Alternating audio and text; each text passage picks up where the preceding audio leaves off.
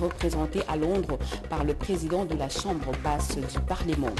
Au Kankokolo, plus d'intrus, toute personne dans ce site stratégique devra être identifiée. Le commandant de la 14e région militaire se montre intraitable sur la question et vous l'entendrez dans ce journal. Lingwala se soustrait de la ville, des routes très impraticables en plein cœur de Kinshasa. La situation heurte les habitants de la commune. Nous y avons promené notre caméra et vous verrez à quoi ça ressemble. Voilà pour les titres. Mesdames et messieurs, bonsoir et bienvenue à cette grande édition d'information sur la RTNC.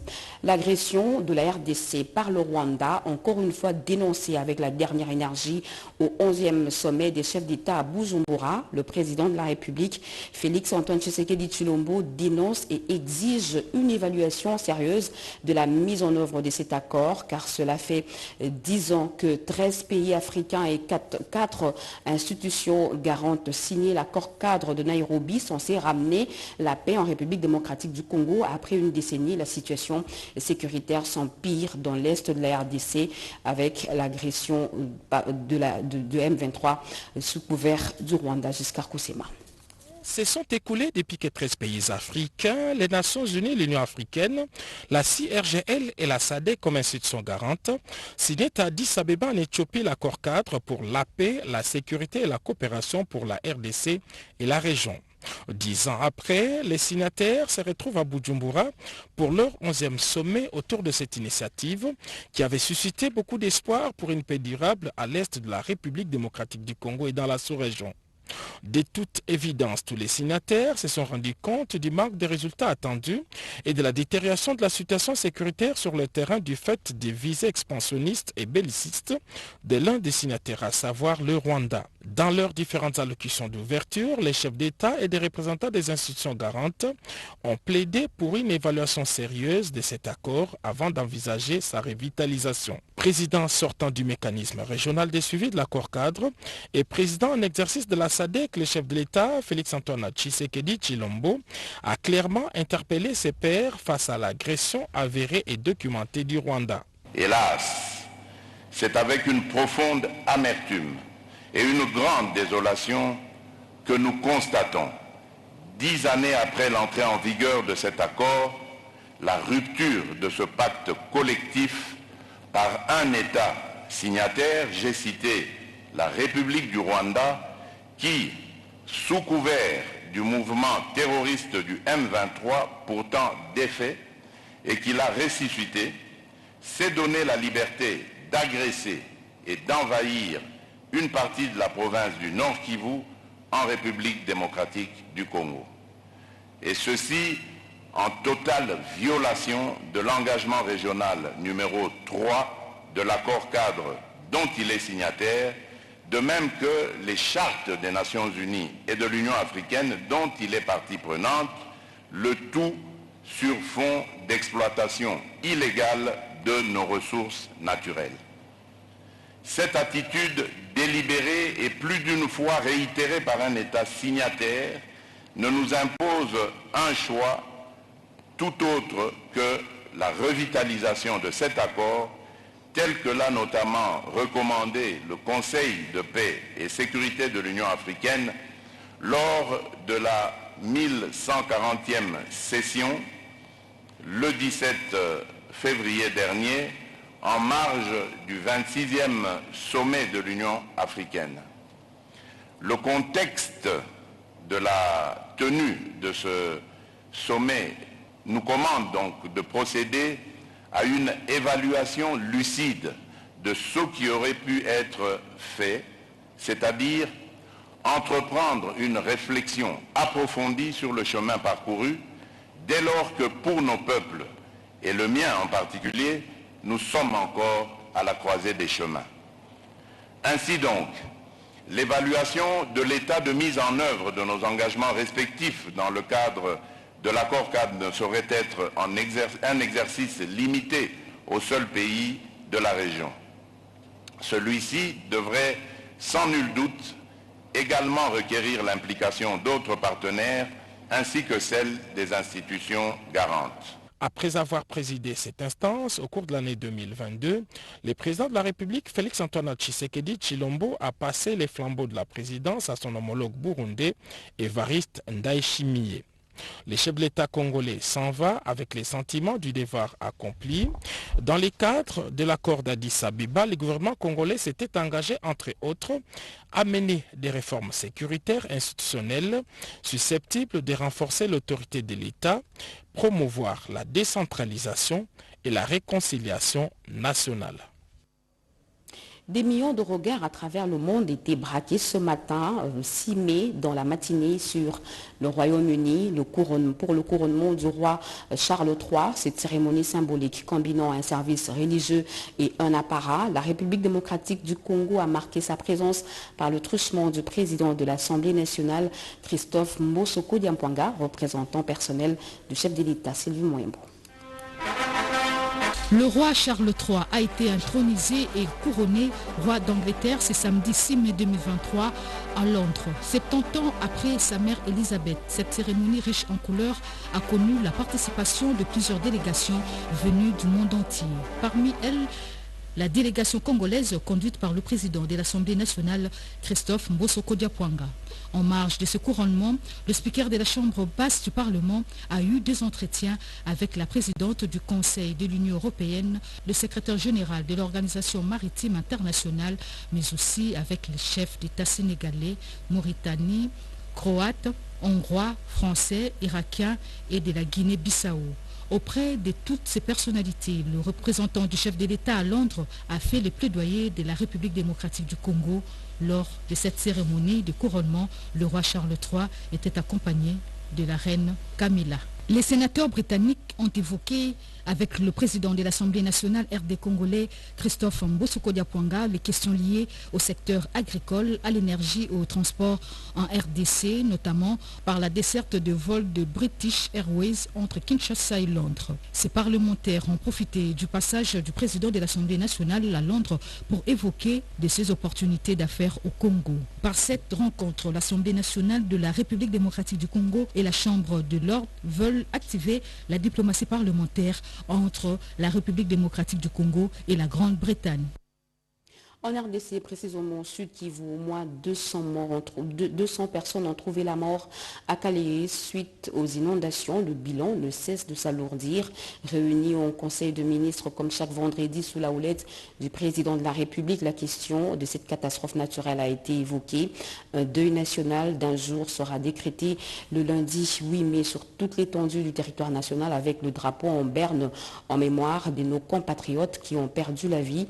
Écoutez plutôt cet extrait du compte rendu du porte-parole du gouvernement. Le président de la République a commencé cette réunion sur une note triste. Il a présenté les condoléances de toute la nation à toutes les familles touchées par les inondations, glissements de terrain qui ont conduit à la mort de plus d'une centaine de compatriotes dans le territoire de Calais en province du Sud Kivu. En mémoire de compatriotes disparus, une journée de deuil national sera décrétée le lundi 8 mai 2023 avec drapeau en berne.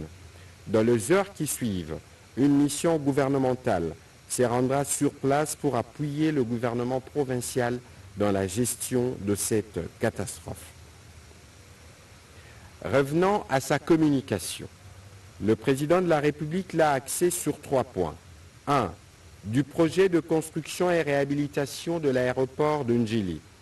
Faisons suite au rapport sur le pourparler relatif à la matérialisation du projet de construction et réhabilitation de l'aéroport de Ndjili et l'accord de principe trouvé entre le gouvernement de la République et une société partenaire.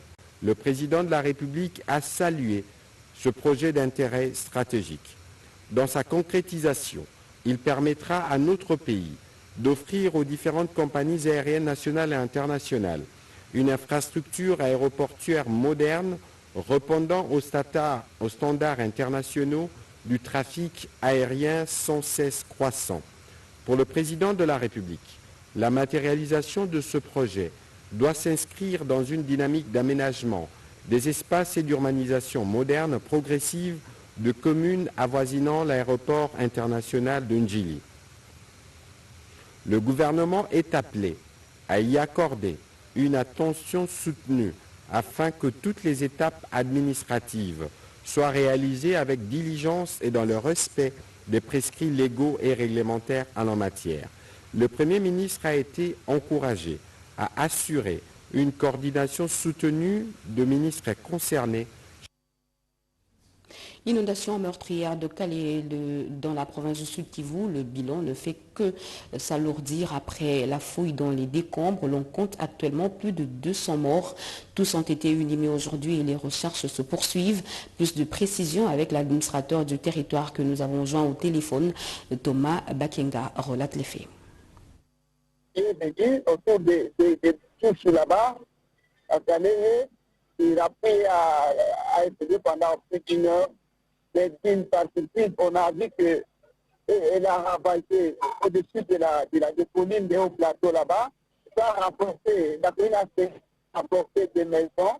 Et généralement, le jeudi, chez nous, le marché de Nyamoukoubi, le marché local, généralement, dans le temps de 17 heures, les habitants, comment appeler nos habitants, ils sont marchés pour se payer des livres, certains pour se payer à manger.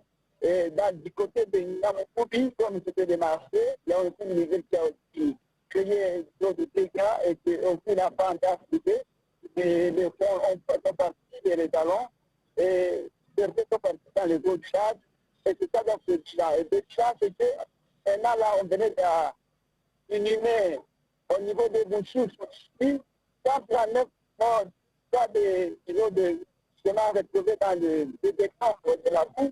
Et au niveau de Nyamoukoubi, là-bas, on est à 67 cas de vie, de corps sans vie.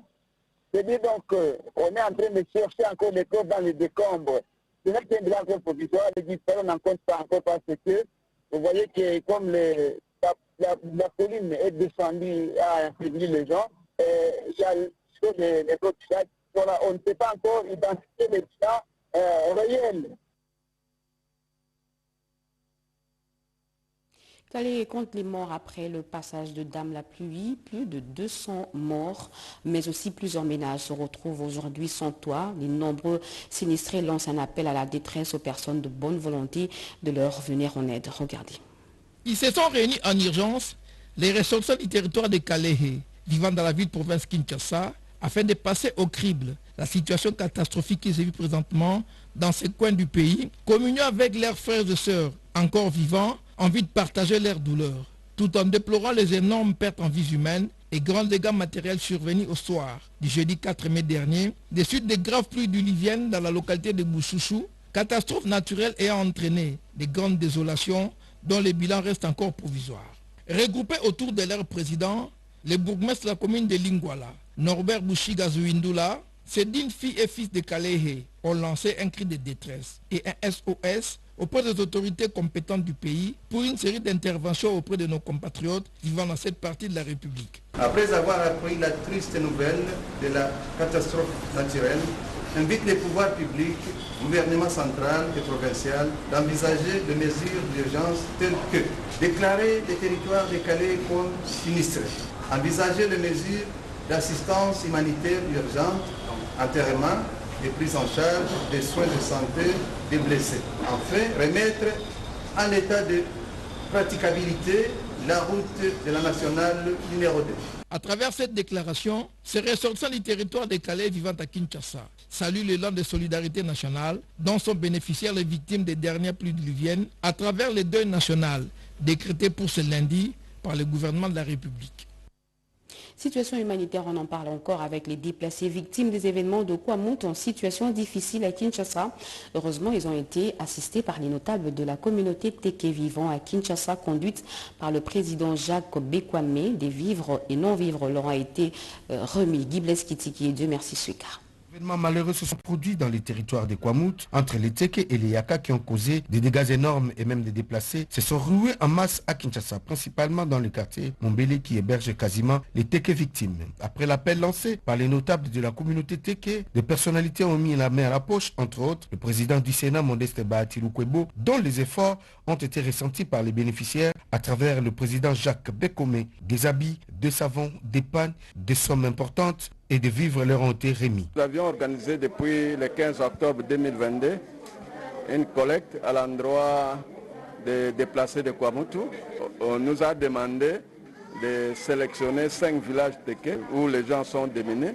Je remercie les autorités du pays, en commençant par le chef de l'État, Félix-Antoine Tshisekedi Tshilombo, pour la paix qui ne cesse de mener dans notre pays et particulièrement à Kwamutu.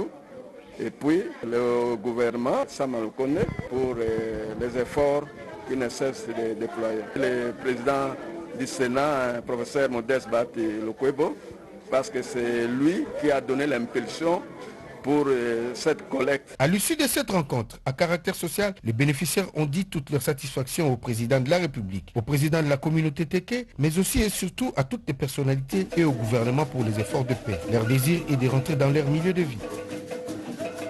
Tout à fait autre chose à présent. Plusieurs projets dans le cadre du développement de 145 territoires évoluent bien dans la province du Sud-Bangui. Le deuxième vice-président du Sénat, l'honorable Sangouma Temongonde Mosaï, appelle la population de Guémena à soutenir les actions du chef de l'État Félix-Antoine Tshisekedi Tshilombo. Robert Ndaye, GCC. La République démocratique du Congo, avec son programme de développement de 145 territoires pour améliorer les conditions et cadres de vie des populations, porte déjà ses fruits dans les Sud-Bangui. Après la sortie officielle de l'Union sacrée de la Nation, le deuxième vice-président du Sénat, honorable Sangouma Temongonde Mosaï, a pris les bâtons de pèlerin pour sensibiliser la population du Sud-Bangui. Ce leader naturel écoute à chaque apparition sa base sur plusieurs questions liées à la dégradation des routes, aussi à Guémena et dans d'autres territoires. À cela s'ajoute l'insuffisance de la desserte en eau potable et de l'électricité dans la ville de Guémena. La population interpelle ses élus pour qu'à l'approche des élections, que les travaux déjà amorcés arrivent à terme. Déjà, à l'université du Sud-Bangui, le deuxième vice-président du Sénat, honorable Sangouma Temongonde Mosaï, professeur de son État, sensibilise les étudiants à prendre en compte les réformes initiées dans le secteur de l'enseignement universitaire. L'éducation reste le leitmotiv de cet intellectuel rompu. Il a encouragé les étudiants de l'UPI à poursuivre leurs études car l'avenir de la RDC, c'est dans leurs mains. Sangouma Temongonde Mosaï, qui à chaque occasion fait parler son cœur pastoral, à la clinique Jodi, le malade bloqué pour non-paiement s'est son vie libéré grâce à la générosité légendaire de l'honorable Sangouma Temongonde Mosaï. Soutien inconditionnel au président de la République, Félix-Antoine Tshisekedi Tshilombo, le deuxième vice-président du Sénat, appelle le chrétien de la République démocratique du Congo à s'impliquer dans le soutien et l'appui au programme de 145 territoires, car pour lui, le chef de l'État, Félix-Antoine Tshisekedi Tshilombo, est déterminé à moderniser le Grand Équateur.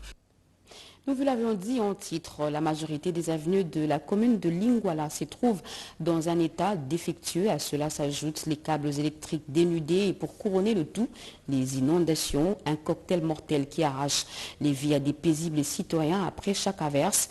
Une situation alarmante qui pousse la population de ce coin de la capitale de lancer un SOS aux autorités compétentes. Renette Kilonga leur a rencontré. L'état des routes au croisement des avenues des Amourés, Koutou, Mouchi, Willery et la route principale de Kalembelembe laisse à désirer. Nous sommes dans la commune de Lingwala. Selon l'histoire coloniale, la commune de Lingwala est comptée parmi des communes souveraines. Mais depuis Belle Lurette, elle est dans un état de délabrement très avancé. La situation s'empire après chaque pluie avec des inondations. Les fils électriques occasionnent souvent des pertes en vie humaines, les caniveaux bouchés, des saletés où la population exposée à des maladies des mains sales, comme le témoigne une passagère. Je suis habitante du Mont-Amba. Je suis passagère chaque jour, je fréquente Lingwala parce que je viens accompagner les enfants à l'école. S'il pleut à Lingwala, donc il n'y a pas de passage. Là, vous cherchez à faire des chemins encore détournés pour aller récupérer les enfants à l'école. Donc les caniveaux sont vraiment bouchés, surtout la grande avenue Kalembelembe. Depuis qu'on avait commencé à faire cette avenue jusqu'à aujourd'hui, on n'a pas encore fini. Ce que je peux demander aux autorités compétentes de venir en aide de cette commune, de faire un effort sur toutes les routes principales, de tirer les caniveaux, les avenues environnantes, de chercher par tous les moyens que le fil de courant soit au-dessus, pas au-dessous. Les eaux stagnent partout à cause de non-canalisation. Une situation qui est un véritable calvaire pour cette population. Les autorités provinciales doivent user de leurs compétences car le danger est permanent. Le poste haute tension 220 kV de Kintsuka, les travaux avancent à coup sûr et prendront fin d'ici la fin du mois de juillet prochain pour le grand bonheur des abonnés de la SNEL. Les assurances sont du directeur général intérimaire Teddy Luamba après avoir reçu les détails techniques fournis lors de sa visite d'inspection sur le site. Yvette Makuntima et Dichala. C'est une infrastructure moderne qui va accueillir en termes de puissance 150 MW d'énergie électrique produite par la centrale hydroélectrique moderne de Zongo 2. Le poste de Kintsuka avec une puissance installée de 220 kV va prendre en charge plus de 2 millions de ménages suffisants pour désengorger la ligne d'Inga surchargée. Le directeur général d'intérim de la SNEL SA, Teddy Luamba, a inspecté les travaux de construction de ces postes et ces réseaux de distribution associés exécutés par les contractants Shanghai Electric. Ici, vous allez constater que ce poste doit être prêt à juillet et qu'il faudra passer pour essayer de motiver les équipes, les ramener à ce qu'ils puissent être dynamiques sur le travail, dans le souci de pouvoir desservir la population. Et il est de mon devoir à faire cette veille sur la vision du chef de l'État en matière d'électricité et d'être là à tout moment pour que nous puissions conformer ces promesses avec des actions visibles. Et je suis là pour motiver mes équipes pour que nous soyons dans les targets et qu'il n'y ait pas de retard quant à ceux. Financés par Exim Bank of China et la SNEL SA, ces travaux lancés le 27 juillet 2021 par le chef de l'État, Félix-Antoine Tshisekedi Tshilombo, pour une durée de 2 ans, a connu un retard. Et pour cause, le confinement prolongé dans la ville de Shanghai suite à la Covid-19. Bien avant, le directeur général d'intérim de la SNEL SA, Teddy Luamba, a visité les travaux de construction au niveau de la sous-station de Kintsuka dans la commune de Mongafula. Au Kankokolo, plus d'intrus, toute personne dans ce site stratégique devra être identifiée. Le commandant de la 14e région militaire se montre intraitable. Le recensement doit commencer bientôt. Regardez. L'équipe des pères et de mères chefs sont à l'école pour être équipés sur le projet de recensement des camps militaires et les capacités d'accueil. L'Agence nationale d'aménagement du territoire, ANAT, vient en appui logistique et financier pour concrétiser cette activité de grande envergure. Le général-major Stazin Mbouyou a lancé la formation de ceux qui ont été sélectionnés pour mener à bien cette mission qui marque la détermination du commandant suprême Félix-Antoine Tshisekedi Tshilombo et du chef d'état-major Chiwewe Songesha à mettre dans de bonnes conditions l'homme en uniforme. C'est que la population devrait attendre de ces recensements. C'est la sécurité. Il faudra que le recensement se fasse pour savoir qui doit rester et qui a droit de rester au camp. Ça c'est de 1. De ces recensements, nous serons en mesure d'exfiltrer tous les irréguliers du camp. Et donc, ne resteront au camp que les ayants droit. Et à ce moment-là, nous serons quand même sécurisés. Il n'y aura plus de koulouna, il n'y aura plus de voleurs. Et nous allons maintenir la sécurité de toute la population du camp Kokolo. Ce recensement va donner des données exactes aux décideurs politiques dans leur projet, n'est-ce pas, d'améliorer les conditions des logements des militaires. Les gens doivent beaucoup plus attendre des recensements. C'est pour leur bien. Ils doivent recevoir avec joie les recenseurs. Ils doivent, n'est-ce pas, les accompagner. Et ils doivent dénoncer d'autres pratiques qui ne cadrent pas avec la mission du recensement. Le commandant de la 14e région militaire a procédé à la remise de smartphones équipés des logiciels pour atteindre les objectifs de la mission. Le commandant du corps des génies, le général-major Danga, lui a remis les t-shirts pour identifier les agents commis à cette tâche. La proposition de loi portant création de l'ordre national du léopard et celle relative à l'ordre des héros nationaux était au centre des échanges entre le chancelier des ordres nationaux et les chevaliers de la plume, Bobo Samba. Après avoir circonscrit la rencontre du jour axée essentiellement sur la collaboration Chancellerie des ordres nationaux, Direction générale de recettes administratives et les lois en examen à la commission PAJ de l'Assemblée nationale, le chancelier des ordres nationaux, le général-major André Matouté Zouloua, s'est adonné au jeu de questions-réponses avec les journalistes. Ces derniers ont cherché à savoir l'apport de 2 lois au Parlement, à savoir la proposition de loi portant création de l'ordre national du léopard et celle relative à l'ordre national des héros nationaux au fonctionnement de la chancellerie des ordres nationaux. Le général-major Matouté Zouloua répond. Admission dans l'ordre national héros nationaux Kabila Lumumba, la tendance est de faire croire à certaines personnes que la personne admise dans l'ordre national, dans cet ordre-là, est devenue héros national, alors que ce n'est pas le cas. Les professionnels de médias ont été aussi renseignés sur l'objectif principal de la collaboration Chancellerie des ordres nationaux, Direction générale de recettes administratives, la quote-part de la Chancellerie des ordres nationaux, dont la rétrocession a été également révélée à la presse. La chancellerie donc aura droit à 5% des recettes. Des questions relatives au fonctionnement de la chancellerie des ordres nationaux au niveau de province ont été aussi évoquées lors de cette rencontre, notamment les arriérés de salaire des agents des antennes de la chancellerie des ordres nationaux dans le Grand Katanga. Le général-major André Matouté Zouloua dit attendre l'effectivité du cadre juridique qui viendra statuer sur le cas de ces agents. L'Université libre des pays des Grands Lacs a octroyé les diplômes honoris causa à 3 personnalités des différents domaines. Parmi elles, il y a l'ancien directeur général d'African Desk, Patient Saïba Tamboué, lui-même produit de cet alma mater. Edith Chala. Dans une salle de technologie G0 pleine comme un œuf, l'ordre académique règne. Le protocole installé est à la hauteur de la cérémonie qui s'est déroulée samedi 22 avril 2023 à l'Université libre des pays des Grands Lacs. 3 titres de docteur honoris causa sont décernés à 3 personnalités de catégories différentes. Dans la catégorie sciences, hommes et société, le pasteur suisse Olivier Labarthe, 82 ans, dont plus de 50 ans consacrés à l'évangélisation, a convaincu les jurys. Dans la catégorie relations université-monde des affaires, Vani Bichweka a convaincu les jurys. Et dans la catégorie sciences juridiques, Patient Saïba Tamboué, produit de l'alma mater, a raflé la mise. Le professeur Aristide Kaindo, doyen de la faculté de droit de l'Université libre des pays des Grands Lacs, est passé à la tribune en sa qualité du président du jury pour expliquer les motivations. Plus jeune mandataire à la tête de l'OGFREM, il a honoré l'ULPGL par sa gestion et la perche étendue à ses ressortissants. Patient Saïba soutient les étudiants brillants de l'ULPGL et garde le cordon ombilical avec son université.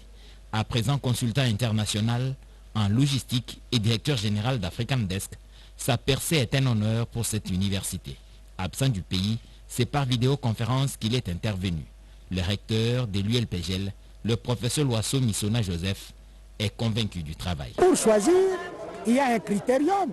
C'est pourquoi il y a un jury. Et donc, Saïba Tamboué, c'est un monsieur parmi tant d'autres, parmi les anciens, qui s'est démarqué par son humilité et par son sens un peu exceptionnel, managérial. Les autorités tant civiles que militaires ont rehaussé de leur présence la cérémonie.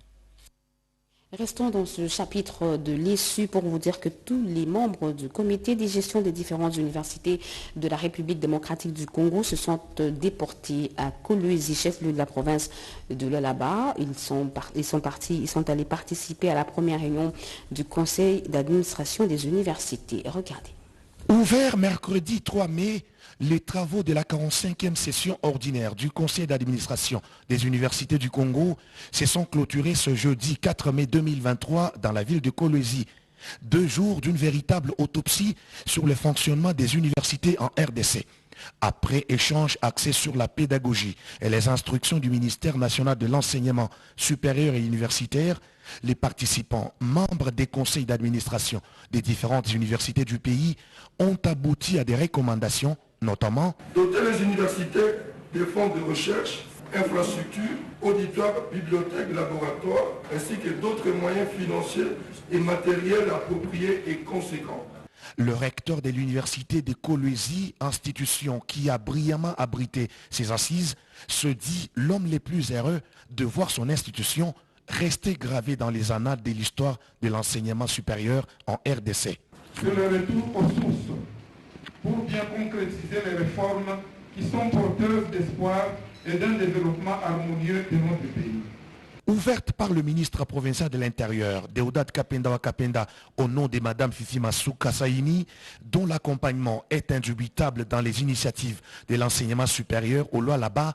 C'est le président ad intérim du conseil d'administration des universités du Congo, le professeur Malobungi, qui a présidé et clôturé ces assises. Séminaire d'orientation budgétaire et de conférences budgétaires 2024, les travaux préparatoires de la société civile viennent d'être lancés à Kinshasa. Ceci dans la logique du projet d'amélioration du recouvrement des recettes et la gestion de dépenses en République démocratique du Congo appuyé par la Banque mondiale. Rikinzoziloya Mayoel. Booster le développement à la base reste une priorité du gouvernement de la République pour changer le visage des provinces et des entités territoriales décentralisées en vue de les rendre viables. C'est ainsi qu'il a été organisé par le COREF, projet encore avec les financements de la Banque mondiale, un atelier qui vient de valider après 3 jours d'intenses travaux le projet des 10 types pour la répartition des recettes à caractère national ainsi que les impôts et taxes d'intérêt commun entre la province et les ETD. Cérémonie présidée par le secrétaire exécutif du COREF, Godefroy Misenga Milabio. Il fallait donc fixer les modalités pratiques de ce transfert pour que le plainte exprimé par les provinces par rapport au pouvoir central, que les mêmes plaintes qui sont exprimées par les ETD devant les provinces, que nous puissions aider les entités, même si on ne va pas transférer 100%, mais que nous mettions en place le mécanisme systématique. Certes, le découpage rapproche les gouvernants des gouvernés, mais l'exercice efficient de ces transferts de compétences fait appel aux moyens. Si la République a opté pour la décentralisation, elle a voulu que le développement puisse venir de la base. Et donc, le mécanisme que nous mettons en place, c'est faire en sorte que les entités territoriales décentralisées aient les moyens nécessaires, les moyens effectifs et réellement pour que ces moyens leur permettent de financer les services et les besoins qui sont exprimés au niveau de la base. Le document adopté mettra fin aux tergiversations liées à la rétrocession des 40% consacrés par la loi sur les finances publiques, l'OFIP. Et en nouvelle, dans le secteur du numérique, les chiffres renseignent que 21 millions de Congolais se sont abonnés à Vodacom Congo en 21 ans d'existence. Premier réseau à avoir lancé la 2G, 3G et même 4G. Cette entreprise s'affiche comme novatrice sur le marché de la téléphonie mobile en République démocratique du Congo grâce à la construction d'un réseau moderne et dense dans sa vision de connecter les communautés pour un meilleur futur à travers un large éventail d'innovations. Ce réseau n'a eu cesse de se réinventer en apportant des solutions adaptées aux demandes grandissantes des Congolais en quête d'épanouissement économique et social. Sur la liste de ces grandes innovations figure les M-Pesa Rallonge, un service qui permet aux utilisateurs d'emprunter de l'argent pour finaliser leurs transactions, ou encore l'offre smartphone à crédit qui donne l'opportunité de se procurer un smartphone à crédit payable par M-Pesa en plusieurs tranches mensuelles pendant 12 mois. Les images dans nos prochaines éditions.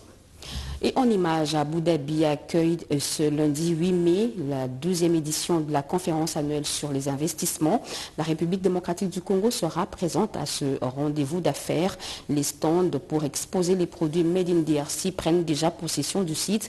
L'ambassadeur de la RDC dans ce pays, Marie Njeka Opombo, parle d'un événement important pour le pays de Félix Antoine Tshisekedi Tshilombo. Emmanuela, commissaire. Comme lors de 4 dernières années, la République démocratique du Congo prendra bel et bien part cette année à la grande conférence annuelle sur les investissements AIM. Une 12e édition spéciale qui se tiendra pour la première fois à Abu Dhabi, capitale politique des Émirats arabes unis. L'ambassadeur de la RDC aux Émirats arabes unis, qui a visité le site de l'événement avant les dernières installations, rassure des intentions du pays. Nous avons beaucoup à y gagner, dans ce sens que nous allons pouvoir montrer aux investisseurs émiratis et d'autres qui viennent d'ailleurs les potentialités dont regorge le Congo, qui pourront justement les attirer à nous accompagner dans nos projets de développement du Congo. Nous sommes là pour en tirer profit et nous sommes sûrs et certains que nous allons décrocher d'autres investissements à l'issue de ces assises. L'Agence nationale pour la promotion des investissements qui chapeaute la mission a aussi une carte à jouer en récompense au travail abattu. Mon souhait, c'est de voir l'ANAPI décrocher pas le 3e prix comme l'année dernière, mais le 1er prix cette fois-ci. Une importante délégation congolaise composée de membres du gouvernement, des structures privées et étatiques, de petites et moyennes entreprises est attendue sur place ce week-end. À Kinshasa, la Caisse nationale de sécurité sociale des agents publics de l'État et les représentants des différentes organisations syndicales de l'EPST se sont retrouvés autour d'une même table. Les discussions ont porté sur les modalités des matriculations et des retenues de cotisations sociales déjà lancées dans ce secteur. Nadine Fotouka. La mise en œuvre du régime contributif de la sécurité sociale désormais effective au 2e trimestre de cette année 2023 dans les secteurs de l'éducation nationale. Selon les banques syndicales de l'enseignement primaire, secondaire et technique, la petite retenue à la source observée au mois d'avril nécessite un accompagnement pédagogique devant expliquer aux enseignants l'importance de la cotisation sociale, de la pension, de la retraite. Ce forum du bon syndical de l'EPST a permis au directeur général de la Caisse nationale de sécurité sociale des agents publics de l'État, Junior Mata, de transmettre à l'assurance les recommandations du vice-premier ministre en charge de la fonction publique, Jean-Pierre Liao Ebois, expliquant aux nouveaux assurés le multiples avantages de leur affiliation à la Caisse nationale de sécurité sociale, organe portant régime spécial de sécurité sociale des agents publics de l'État. Avec les dirigeants de la SENSAP, ils nous ont confirmé que cet argent était vraiment versé pour le compte de notre retraite au niveau de la SENSAP. L'assistance a vite saisi les bienfaits de leurs assujettissements à la SENSAP, à la grande satisfaction de tous. Les agents publics de l'État ont donc raison de faire confiance à la SENSAP qui engage l'État employeur et grand contributeur du financement de la retraite des fonctionnaires, car les principes de la retraite et les passifs sont financés par les actifs. L'extension de la ville de Kinshasa et les constructions qui y naissent ne peuvent pas se faire au détriment de certaines activités dans le maraîchère. Propos du chef de l'État Félix-Antoine Tshisekedi Tshilombo relayé aux femmes maraîchères du site de Kimwenza au village de Kimbala par la ministre du Genre, Famille et Enfants, Mireille Massangou, est allée à la rencontre de ces femmes qui manquent parfois des terres pour le maraîchage. Yvette Makuntima et Eric Djoké. Loin de sa zone de confort, femme de terrain, la ministre du Genre, Enfants et Famille, Mireille Massangou Bibi Mouloko, est allée à la rencontre de femmes maraîchères du village Kimbala, site Kimwenza, commune de Mongafula, à 35 km du centre-ville. La patronne du genre a fait montre également de son expérience dans les maraîchages, en présence des partenaires de l'ONU Femmes et Renafer, avant d'étendre une oreille attentive aux difficultés rencontrées au quotidien par ces femmes travailleuses de la terre. En réponse, elle a promis l'accompagnement de son ministère qui porte la vision du chef de l'État dans ces secteurs. Nous sommes conscients. Même président de la République. Nous sommes conscients de vos difficultés. Même votre fils, le chef de l'État, a reconnu que les mamans maraîchères éprouvent d'énormes difficultés de terre. L'extension de la ville de Kinshasa et les constructions qui y naissent ne peuvent pas se faire au détriment de certaines activités, dont le maraîchage. D'ailleurs, le souci du chef de l'État est que les mamans travaillent dans les meilleures conditions. Dans cette euphorie générale, la représentante adjointe de l'ONU Femmes, Catherine Odimba, a insisté sur l'autonomisation de la femme, seul moyen pour garantir l'économie domestique. Cette visite ouvre la voie à une série de visites, toujours dans le cadre de la promotion de la femme. Des bavures policières qui ont entraîné la mort d'un compatriote en date du 9 avril 2023. Le ministre des Droits humains veut voir clair dans ce dossier. Albert Fabrice Poulard s'est rendu auprès des instances judiciaires s'enquérir de la situation, après quoi il a instruit l'établissement de responsabilité sur les différentes violences de droits humains orchestrées dans cette affaire. Monique Mavungu. Toujours préoccupé par le respect des droits humains et principalement du droit à la vie, le ministre des Droits humains, Maître Albert Fabrice Pouella, s'inscrivant dans la logique qu'il avait tracée dans un communiqué fait à la suite des bavures policières ayant entraîné la mort d'un compatriote en date du 9 avril 2023. S'est rendu auprès de Mme Lamineta à la justice et du procureur général du parquet près la cour d'appel de la Gombe dans le but de s'imprégner de l'évolution de l'instruction judiciaire ouverte à cet effet. Lorsqu'il y a une bavure policière, c'est la responsabilité de l'État. Au regard des droits de l'homme, il nous revient de suivre, attirer l'attention des agents de police, les agents de sécurité, que les civils ne sont pas des ennemis. Il est important pour une bonne administration de la justice que les dossiers soient centralisés et nous sommes contents de cette évolution et surtout qu'il y a eu autopsie et que dans les jours qui viennent, on pourra organiser les obsèques de l'infortuné. Sans pour autant entrer dans le secret de l'instruction, le ministre des Droits humains est persuadé que les actions coordonnées et synchronisées des instances judiciaires permettront sous peu, d'une part, d'établir les responsabilités sur les différentes violations des droits humains orchestrées dans cette affaire. En politique, des remerciements après la sortie réussie de l'Union sacrée de la Nation.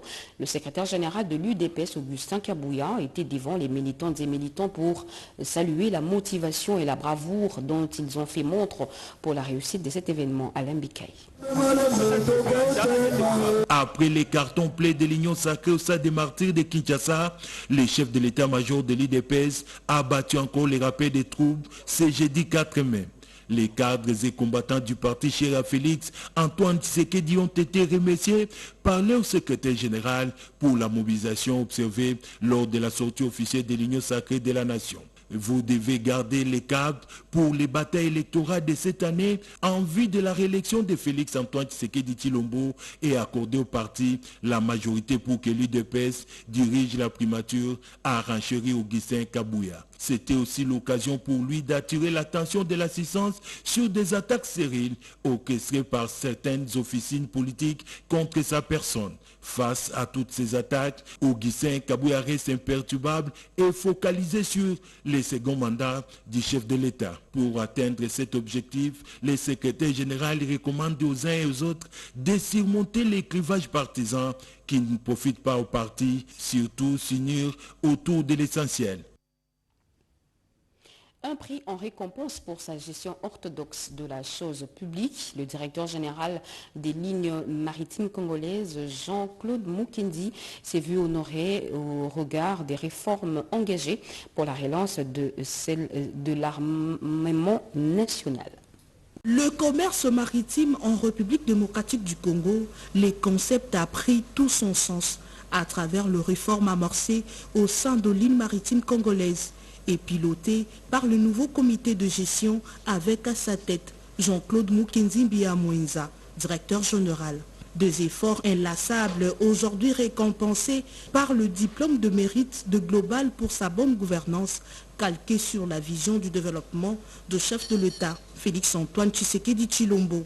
Il est venu trouver cette entreprise qui était pratiquement un canard boiteux, mais aujourd'hui, grâce à son management, grâce à son impulsion, qui fait aujourd'hui cette entreprise qui est un géant de mer est en train de se réveiller et qui va donner aujourd'hui à la République démocratique du Congo un redressement de son commerce extérieur. Je dédie ce trophée ici aux agents LMC.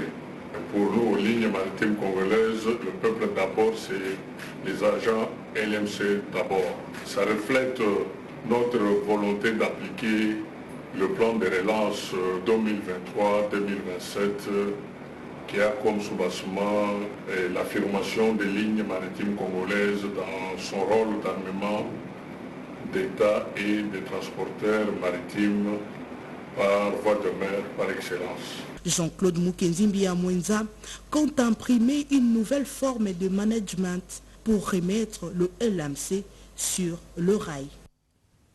Et pour finir, où en sommes-nous avec les constructions de bâtiments devront abriter le centre financier de Kinshasa, le centre de congrès de Kinshasa et les différents services des ministères des Finances et du Budget. Et bien pour en avoir le cœur net, le Premier ministre Jean-Michel Sama Lukonde était sur les différents chantiers.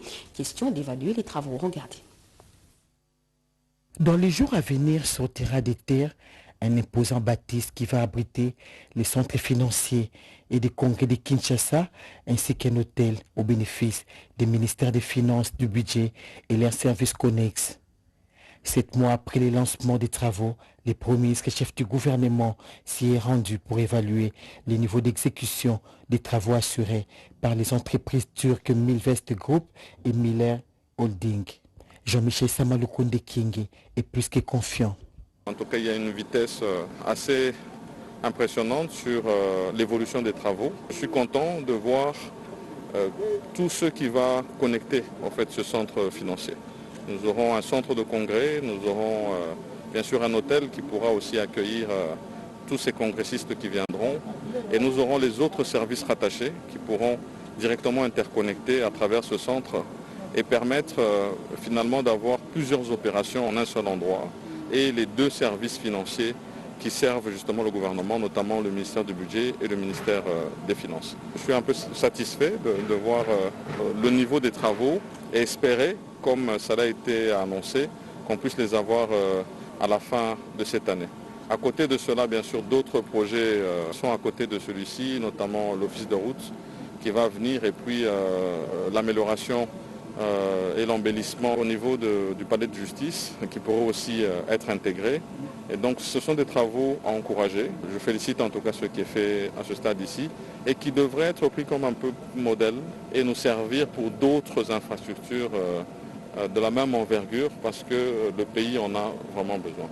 Donc c'est ça l'impression que j'ai et je vais certainement encore venir dès que j'en aurai encore l'occasion pour vraiment m'assurer qu'avec le ministre des Finances, le ministre du Budget, le ministre des Infrastructures et de l'Aménagement du Territoire qui suivent ces travaux de très près, nous puissions atteindre l'objectif dans le temps qui nous a été imparti et cela à la satisfaction de son Excellence, Monsieur le Président de la République. Était à la suite du Premier ministre, l'ambassadeur turc en République démocratique du Congo et quelques membres du gouvernement.